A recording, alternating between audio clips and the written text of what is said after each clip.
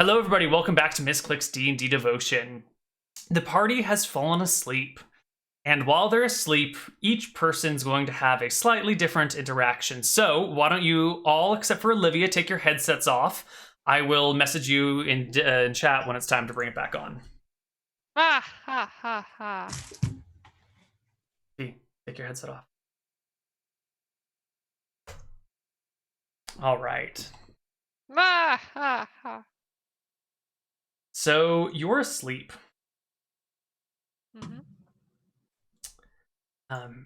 And it's kind of not really asleep. It's somewhere between sleeping and waking. You're somewhere and you're sort of present, but at the same time you're sort of not here. Like, you're somewhere, but you don't really have much in the way of like a body, if that makes sense. I feel ethereal. Yeah, that's a really good way of putting it. You feel ethereal. And then kind of out of the etherealness, after this like long pause, comes a familiar voice. Mom, is that you? The day will come when your choices will shape the world for better. And then you see yourself in Crownhold, the capital of Mystria, where you're home from. You're standing atop the palace wall. The queen's crown is upon your head, and you are looking down on the corpse of Scoria, the red dragon that lays in your courtyard. Standing at your side, while the trumpets of celebration blare, is King Gilder. In the crowd of human and elven warriors below, Kellen can be seen playing his hurdy-gurdy. And then the vision kind of swims before your eyes and fades away. And after another long pause, that voice comes back. Or for worse. And then the visions return and you see Crownhold. This time it's in flames. Scoria, the red dragon, is perched on the castle walls, belching fire into the courtyard below. Hand in hand, you and Kellen turn your back on the problems of the world and recede into the woods. You come into your home on the edge of a lake. There's a fire in your hearth, and the windows are framed with frost. Outside, snow falls, but in your bed, the two of you keep each other warm. And that's about when you wake up. So if you don't mind taking your headset off. And I can't play a trick on the others. No. Also, this is something that kind of resonates with you, but at the same time, you always find yourself like having a hard time bringing it up. It's like trying to describe a dream to a person. It doesn't really come to your mouth. So it's one of those things that will probably sit with you and sit in the back of your mind, but is a very personal experience. Okay. Go ahead and kill your headset. I won't remove the pants of everybody. Good. Well, there's no one around you, so you can't remove anybody's pants. That was so good. Sorry. Take your headset off, Jen.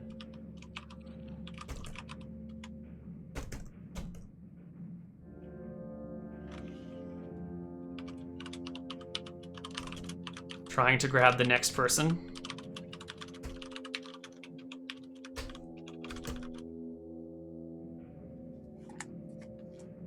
Ah, there we go. Anna. Yes. Excellent. All right. So you find yourself kind of somewhere but nowhere. You're in like a dark void and you have no physical body to hold on to, but you're kind of aware of your surroundings. And there's this kind of long pause as you look around until a familiar voice kind of echoes out from nowhere.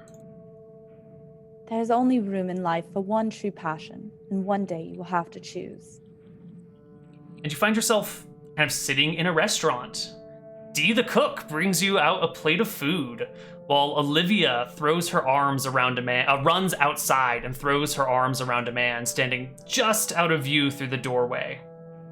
You see your little group of family and friends happily enjoying their lives while you're struggling to find the words to a song.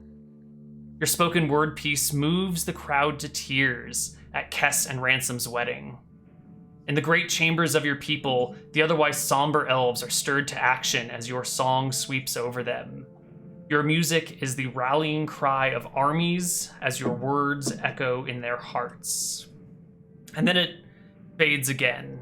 There's that long pause, and the voice comes back to you. Between music and love. Then you find yourself at Crownhold, the capital of Mystria. Scoria the Red Dragon is perched on the castle walls, belching fire into the courtyard below. But hand in hand, you and Olivia turn your back on the problems of the world and recede into the woods.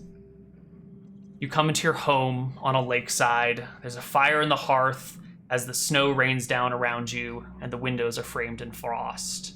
It's cold inside and out, but in your little home, in your bed, the two of you keep each other warm. And then that vision also sort of swims and fades and disappears. And you can take your heads off, but also this is one of those like dreamlike things that as soon as you try and describe it to someone, like fails on the tip of your tongue, and you can imagine what it's like, but you just can't put words to it, you know? All right, go ahead.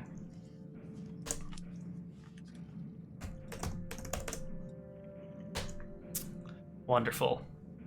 You tried really hard to rescue Kess there, to drag her out. You fought to the end, even stabbing yourself to get her. But eventually you succumb to the darkness as well. When you hear a very familiar voice kind of reaching out to you from the dark depths. Your greatest act will not be as a warrior, but as an ambassador. You must show your people how to trust if they are to overcome the challenges ahead. And as the voice fades, your vision swims, and you see flashes of a life that could be. You and Kess getting married. You and Kess traveling through human and elven lands. You and Kess standing up in an unfamiliar palace, speaking passionately to the assembled lords and ladies. You and Kess raising your held hands together before an assembly of elves. You and Kess standing before a unified army of different people as Scoria the Red spreads her great rings on the horizon. And that fades a little bit, and after a long pause, you can kind of hear that familiar voice come back to you again. Your love can shape the world if you let it. And then things fade, and we'll just call the whole party back. This is one of those like dreamlike things where you have it, and in your mind you can envision it, but like as soon as you try and describe it to someone, you're like, how the hell do you describe that? I was like, in my house? And that's not right. I wasn't really in my house. You know how difficult it is to vocalize dreams. Okay, we'll call the party back together.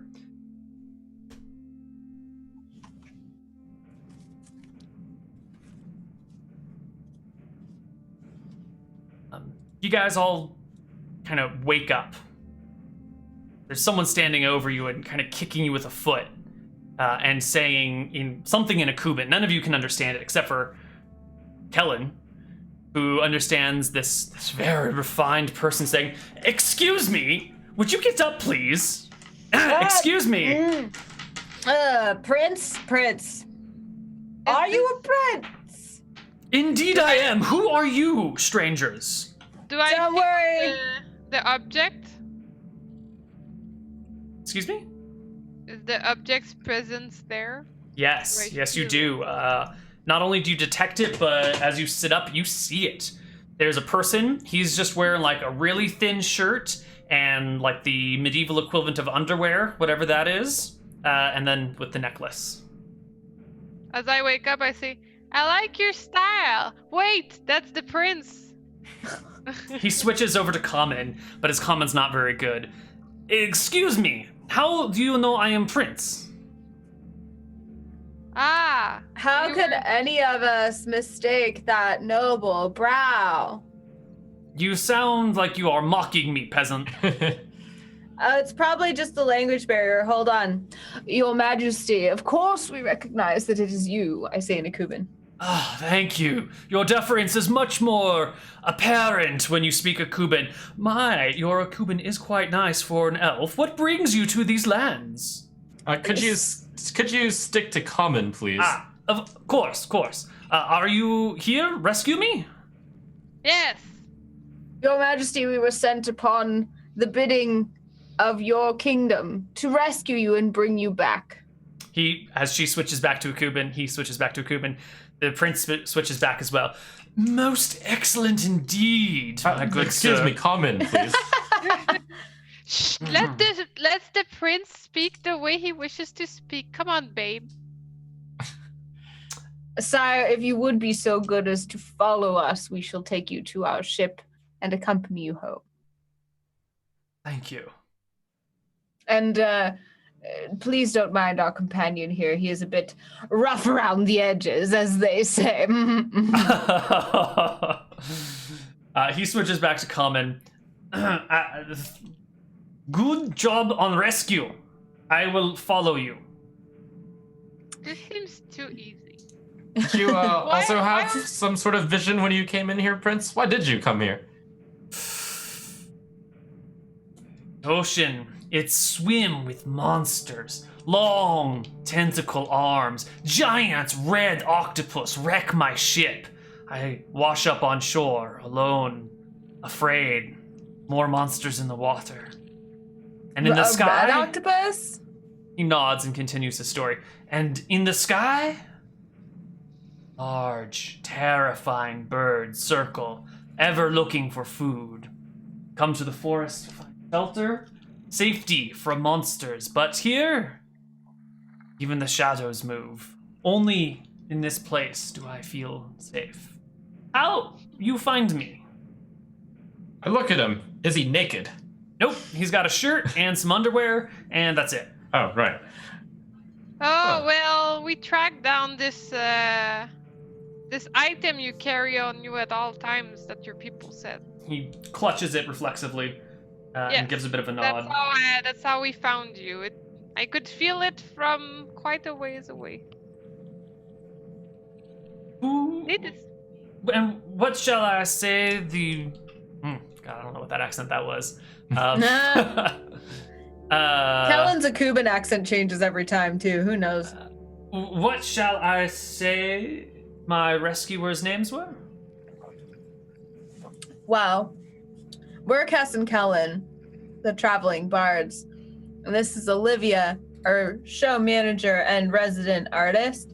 And this is Ransom, our bodyguard and strategist. And we also have Rhonda as Oh, yeah. well as Guy Claypool, our Contemporaries. He goes over and shakes Ransom's hand. You will be a most wonderful sergeant in my army. No, I'm afraid that I can't stay in your area, country. He kind of moves on while you're talking, like he doesn't really care what you have to say in response. You know, typical prince, doesn't really give a shit what other people have to say to him. Moves on to Olivia, takes your hand, brings it to his lips, and then whispers, "You're the second most beautiful woman I've ever met." considering I know wrong. that She's. his wife is dead. I'm like, it's pretty good. I mean, it's Oh, wrong because roll she's for the most beautiful woman you've ever met, but like, whatever, close. Roll for hotness. On For the him. prince? No, I want to. Yeah, You want him to roll for hotness on you, or you want to roll for hotness on him? I What's want going to on? roll for Okay. hotness. Go for it. What is it again? 3d6 if it's average. If you have a reason to be into him, it's 3d4 plus 6. He is a prince. He is a prince. She's gonna roll. Ooh. Ooh. Oh, yeah. And I'm like, my, what a lovely compliment from a beautiful man. Oh, geez. He switches over. I'm like fixing my hair up. I'm like, whew. He switches over to Kess, takes you by the hand, and whispers after he kisses your hand, "You are the second most beautiful woman I've ever seen." I like this guy. Fair enough. Fair enough. What was his name? So did we hear both? No, he Say that to whispered both it of just each so that other? Olivia could hear it and just so that you could hear it. Okay. He goes over to Rhonda, gives her like a strong warrior's handshake that then turns into a gentle hand kiss, followed by a whisper. God knows what he's saying to her. Shakes Guy's hand as a contemporary, and then comes back to Kellen. And once again in a Cuban, says, "Good captain of this adventuring party. Would you be so kind as to lead the way? I will be sure you are handsomely rewarded for your tasks." Of course, my liege. I want to cast detect magic before we leave. Yeah, go for it. Oh yeah, you cast it. That's fine. You don't have to roll anything. The whole temple radiates brilliant magical auras around you. Can I tell the kind? The prince's necklace radiates a magical aura as well. Oop, that is not the right page. Where am I going? Trying to find. Is it a 10% chance per level? I think so, yeah. And you are level 7. Yeah. Get one, but not the other. I'll just PM it to you. Yeah, per level.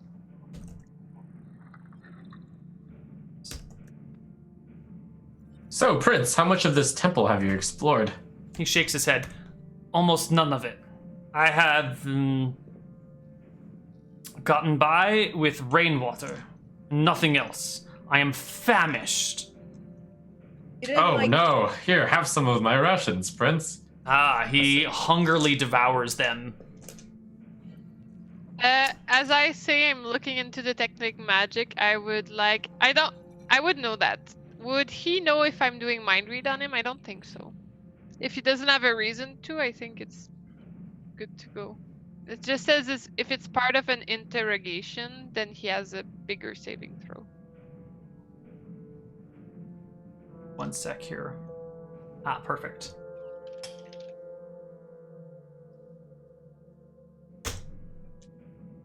There. Those are the magic auras that you get. And do you also want to cast Mind Read on him? Yeah. Okay. So once again, you start casting a spell. And this is the second spell you've cast in a minute. So the prince kind of looking at you up and down and looks back to Kellen and in Kubin says, "This human warrior, this human cleric with you, what is she up to?" Like right now or like in general? Yes, what is the need for all these spells? What is he's she saying doing? that in Cuban. Yes. Yeah. Well, Your Highness, certainly she wishes to keep you the most safe and learn as much as she can about where Your Highness has been staying, as the kingdom is interested in your every move. Indeed. He nods. You can go ahead and mind read him, Olivia. All right. You get kind of like a cocky, superior feeling from this guy if you haven't already. Yeah. His mindset seems to be like, "Oh good, the rescue party is here. It's about time. They're a little bit late, but I'll complain to their superiors instead of directly to them. I wish they would get a move on, though." Well, we should probably get going. Yeah. Followed by like a string of how do you call it?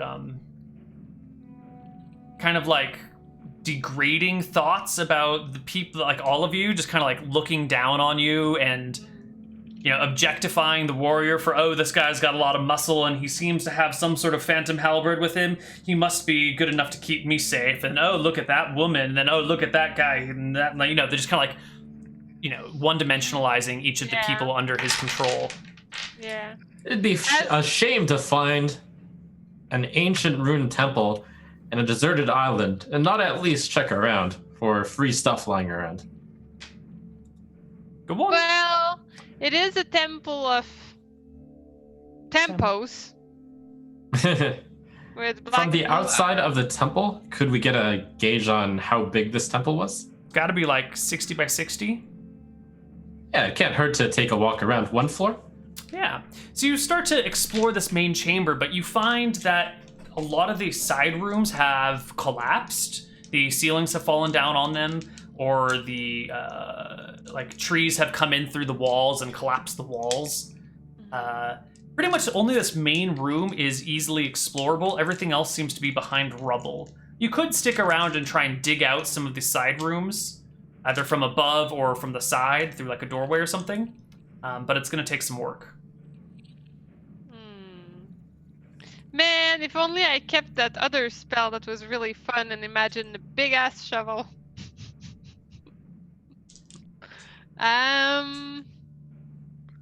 Well, I mean, we could try etherealness, but that's pretty risky, considering we don't know what's on the other side. Well, I'm sure it's not ethereal things. Don't you have some sort of spell that you always cast in order to see if there was anything in the ethereal realm? Yeah, I didn't bring it with me today. Ah. Nah, I guess we should just get our move on. Like, our goal here was to get the prince and protect him. So we should probably just focus on that, you know? If we want to get back here someday, we can. We have nothing else on our agenda anyway, right? It's not like we have to kill a red dragon or something. Wait, speaking of red dragon, did you see a red dragon? I What? saw a red dragon Where? When? On the wall. when we fell asleep. Oh, you had one of those visions? Yes. You're muted. Drugs? Wait, you had a dream? I didn't. Yes, I did. Didn't you, Cass? No. I didn't have any dreams. You were in the dream. You were guiding me. I mean, like, we all dream, right? It doesn't mean anything. It's just like a dream. It's just your brain doing stuff. Yeah, totally. Really? You two don't think it had any significance at all? Don't you have dreams like all the time that are weird? I have Sure, so but many this one action was dreams. magically induced of some sort, and Kess was talking to me. You are standing in the Temple of Tempos, the god of fate and time. Yeah, I didn't have a dream. I mean, it is, like, I'll admit, a little weird that we both had dreams where Cass was talking to us, but she probably was just talking while we were sleeping because we were all sleeping in the same place. Did you Yeah, fall she does asleep, go Kess? to sleep when she's I think so. I don't. I remember sleeping, but I didn't have a dream. Oh, clearly this time there was no drugs involved. That's why. Does Anyway, that we mean could you probably took get our drugs? move on. I look at Olivia. What? Well, you dreamt, didn't you? So does that mean No. you did not? No. Oh. I don't take drugs. Duh. Not randomly at least. Excuse me, my We should dear get people. moving. Thank you. Let's go. It's a simple thing to leave the forest and I kind of backtrack. like. Go ahead. I don't go in a direction of interrogation, but Prince. Well, actually, I recall when we were walking down that pathway. Was there any way we could have seen a temple? Like From it the didn't seem obvious, The right? riverbed? Yeah. No, you definitely had to climb out of the riverbed to get to the temple. Whatever made you have the great idea to come up here, Prince? Did you know this temple was here? He shakes his head. There was light. Light come from over the wall, side of river. I go look at light, and next thing I know, I wake up. And you Yeah, hear. am I picking up any other thoughts on the side as he's saying that? There's definitely the side thought of like kind of a curiosity at how much time has passed since he has arrived. And there's like when he's done with the sentence, you can hear in his mind him going like, how did they get here so fast? I just got here and like fell asleep. Wait a minute. They did get here fast. And then as you walk, you notice that he keeps looking at the six of you, like when he thinks you're not looking and gazing over you. What's going on? Are you worried, my prince? We're here to keep you safe. You are not a Cuban. Why you call me your prince? Well, I just assumed that's how people call princes, to be honest. I was trying to be respectful. He nods, pretty happy at this response. How did you know to find me here? How you look for me? I told you with my spell that located an No, object. I got no. described- How you know I wreck upon shore of island? Oh, well, the king told us. The king? Was it No, the king? It was the governor. Yeah. Ah, yes, Hmm. the governor. Which We governor? sailed with Sting, the captain of the Black Sabbath. He nods. I am a fan of Sting. Very good. Yeah. You He's too? a talented boat captain. No. Which governor has sent you? Which governor? Governor of which province? The governor of.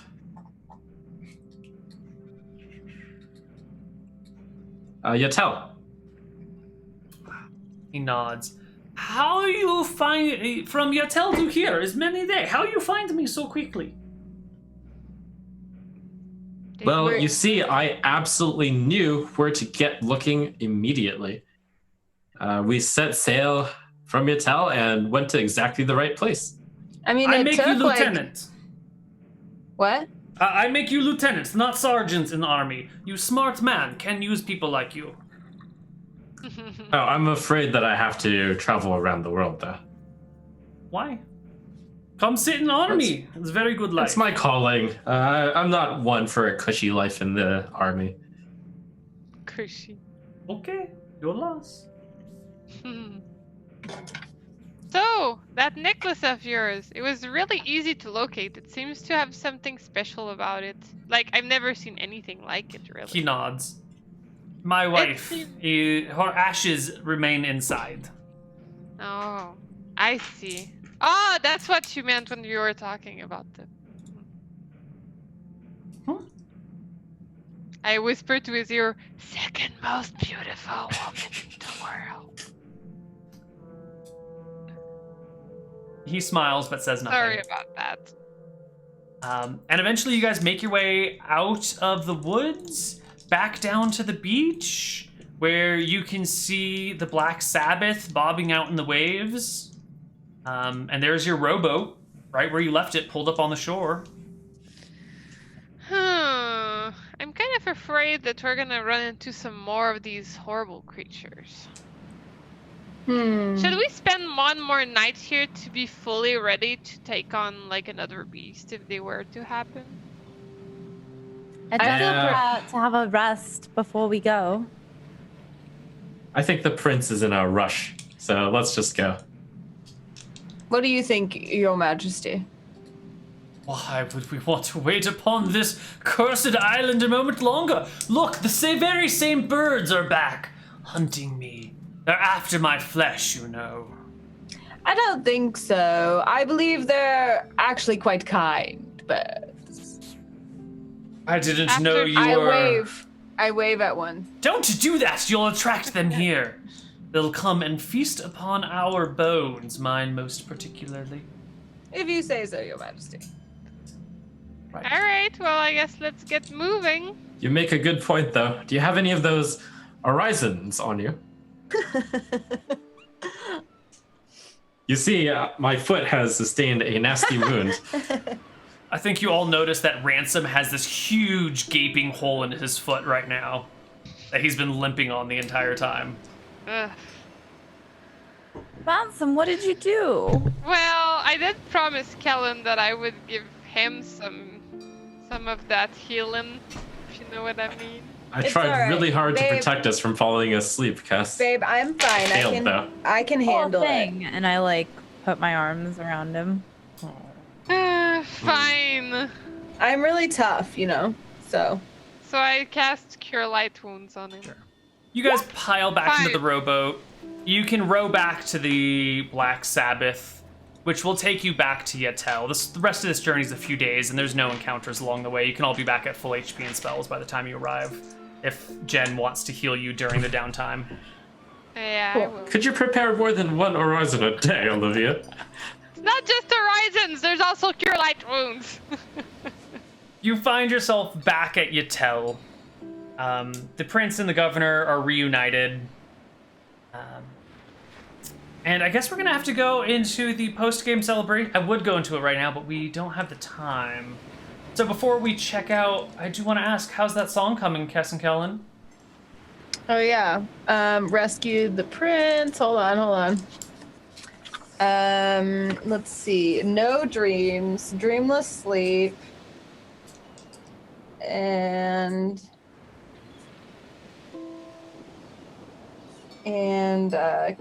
rescued prince.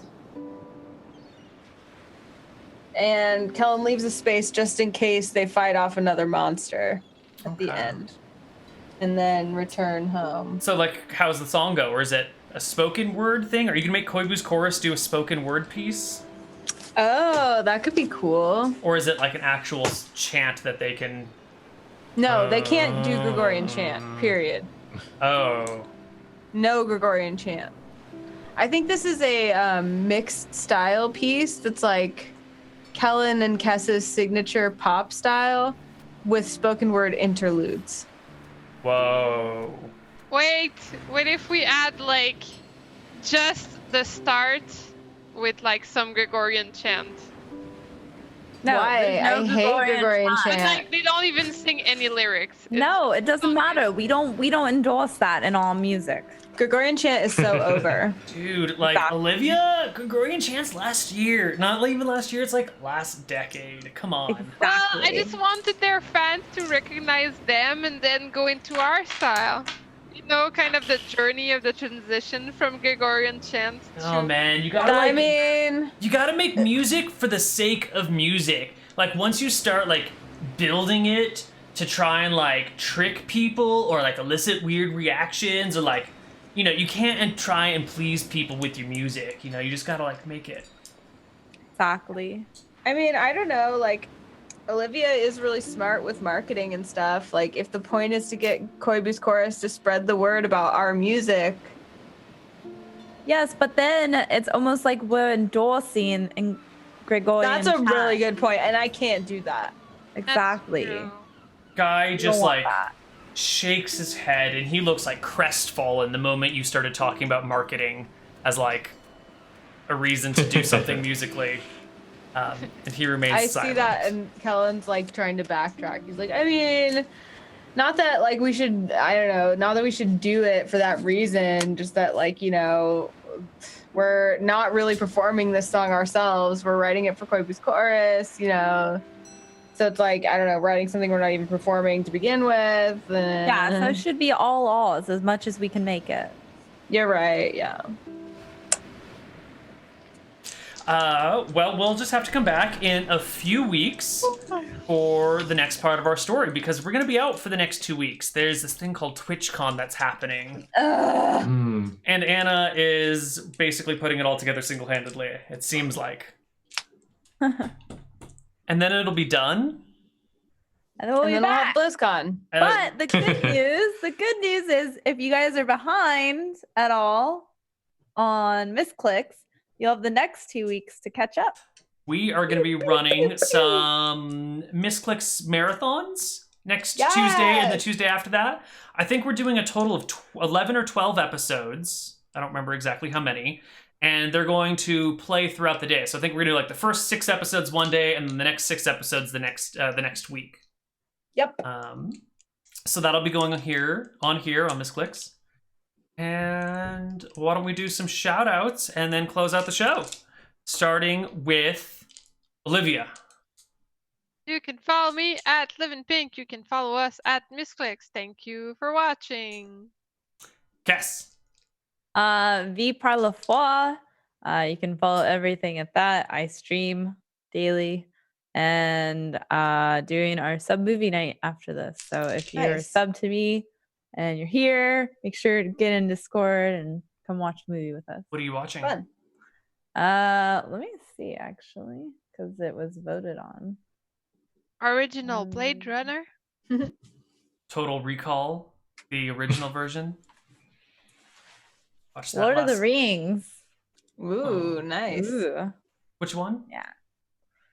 I think the first one. Best I don't one. know. It's totally the best one. Probably end up being a marathon. Wow. 12-hour marathon. Yeah. Ransom, shout outs. I'll miss you guys for the next 2 weeks, but I'll see some of you in the next week, so that'll be fun. Yeah. See anyone of you in chat who's going to TwitchCon as well. And last but not least, we have Kellen. I will be at TwitchCon. I hope you will be too. And if not, I hope you tune in. As far as things that you can watch me on, I will almost always be on the /Twitch channel, but I'll also be playing Dungeons and Dragons live on Twitch Presents on Sunday. I'll post a schedule of all my stuff on my Twitter if you want to see me, but also just check out the TwitchCon schedule because there's legit so much awesome stuff to watch and see while you're at TwitchCon. And even sooner than that, I'll be on Twitch Weekly this Friday on twitch.tv/Twitch. So I'll see you there. But Anna, Oh yeah, I have 2 panels as well at TwitchCon the first day. what are the dates Nice. of TwitchCon for those of us that have been out of the loop? October 20th through 22nd, which is not this coming Friday, but the next Friday through Sunday. I can't believe it's that soon. Wow.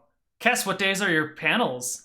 My panels are both on Friday. I have one at 3 and one at 6. 6 is the fitness and gaming panel, and 3 o'clock is the positivity in gaming or positive communities in gaming.